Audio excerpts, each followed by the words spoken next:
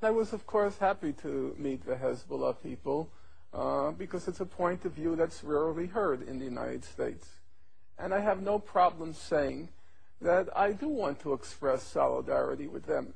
And I'm not going to be a coward and a hypocrite about it. I don't care about Hezbollah as a political organization. I don't know much about their politics. And anyhow, it's irrelevant. I don't live in Lebanon. It's a choice that the Lebanese have to make, who they want to be their leaders, who they want to represent them. But there is a fundamental principle. People have the right to defend their country from foreign occupiers. And people have the right to defend their country from invaders who are destroying their country. And that, to me, is a very basic, elementary, and uncomplicated question. My parents went through World War II. Now, Stalin's regime was not exactly a bed of roses.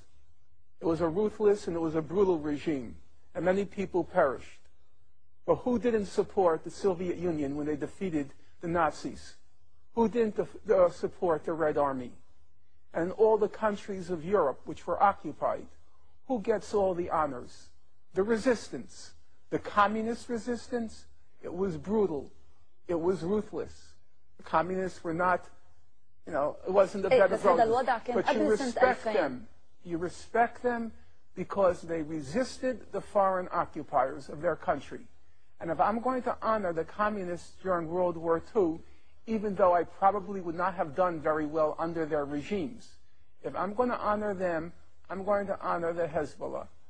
They show courage, they show discipline. I respect that. هذا التوصيف صحيح، ولكن قبل سنة 2000 بعد 2000 صار في انسحاب إسرائيلي من منطقة الجنوب، صار في انقسام بداخل لبنان بين الأطراف السياسية اللبنانية حول موضوع مستقبل السلاح وموضوع المقاومة. يعني هذا الانقسام الذي حصل أنت هون عم تفوت طرف فيه، أنت عم تكون طرف. بالنهاية أنت عم تقول أنت عم تجي على لبنان زيارة، ولكن ما عم تشوف تداعيات اللي عم بيصير. بالنهاية تداعيات حرب تموز على الناس. Listen, if you want to close your eyes and believe it was all over in May 2000, you can do so. You can play that game. But the reality was, and everyone understood it, that the Israeli attitude was, we're going to knock out Hezbollah.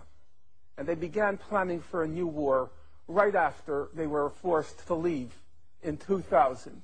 They found their excuse, their pretext, in July 2006. But there's no question among rational people that Israel was never going to let that victory go by, the Hezbollah victory go by. They were determined to teach كان يمكن تجنبه.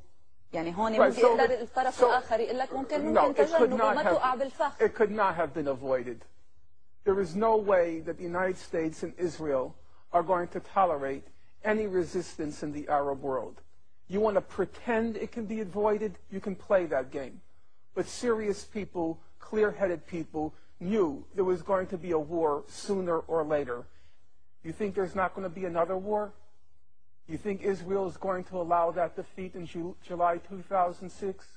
You want to pretend it's Hezbollah that's causing the trouble? No, there will be another war, and the destruction will probably be 10 times worse, maybe even more, than July 2006, because Israel is determined with the United States to put the Arabs in their place and to keep them in their place. Now, how can I not respect those who say no to that? You know, during the Spanish Civil War, there was a famous woman they called a La Pasionaria, Dolores Ibarruri, from the Spanish Republic. And she famously said, it's better to die in your feet than to walk crawling on your knees. ولكن هذا خيار الشعب اللبناني كله. يعني مش I totally agree. I'm not telling you what to do with your lives. I'm not telling you. And if you rather live crawling on your feet, I could respect that. I could respect that. People want to live. How can I deny you that right? But then how can I not respect those who say they rather die on their feet? How can I not respect that? Israel and the United States are attacking because they will not allow any military resistance to their control of the region. That's the problem. If Hezbollah laid down its arms and said, we will do whatever the Americans say, you wouldn't have a war, that's true. But you'd also be the slaves of the Americans. I have to respect those who refuse to be slaves. ما في غير طريقة واحدة اللي هي المقاومة العسكرية؟ I don't believe there's another way. I wish there were another way. Who wants war? Who wants destruction? Even Hitler didn't want war. He would much prefer to have accomplished his aims peacefully, if he could. So I'm not saying I want it, but I honestly don't see another way unless you choose to be their slaves. And many people here have chosen that. I can't really say I can understand it. You want to live. I can't really say I respect it. You know, so many dead, so much destruction, before the bodies are even buried, before the buildings are even rebuilt, the person who's responsible for it all, you can't wait to welcome him. You can't wait to roll out the red carpet. I can't respect that. In that respect, I like the Jews much more. I like their attitude. You know what the Jewish attitude is? Never to forgive, never to forget. And I agree with that. Why roll out the red carpet less than 2 years after your whole country was destroyed by them?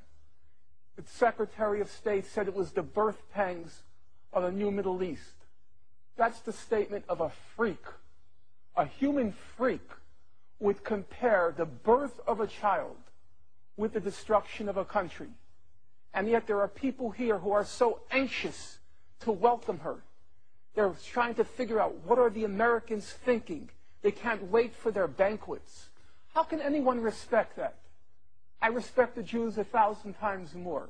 Never to forgive, never to forget. All the death and all the destruction. And you can't wait to welcome him.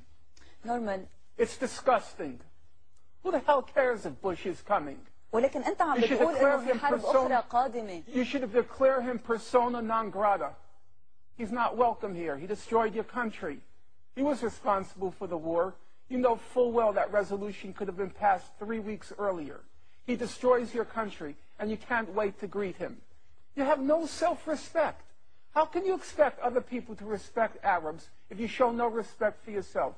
If the Lebanese people overwhelmingly vote to let the Americans and Israelis have their way, I guess you have to accept that. I could see that.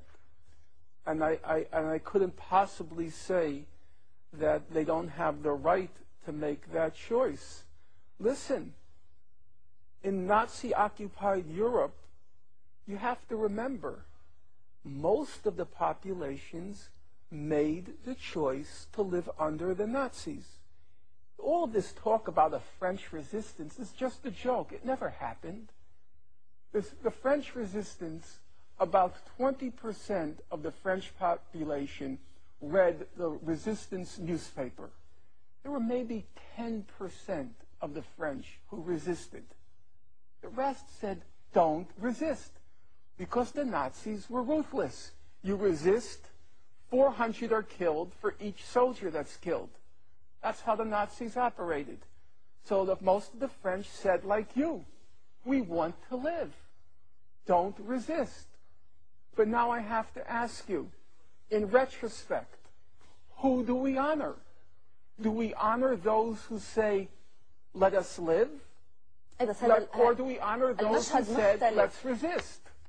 Leaders come last. There will be a leader who comes into power in Israel who is willing to make the concessions after the conditions have been created. Namely, Israel has to suffer a defeat.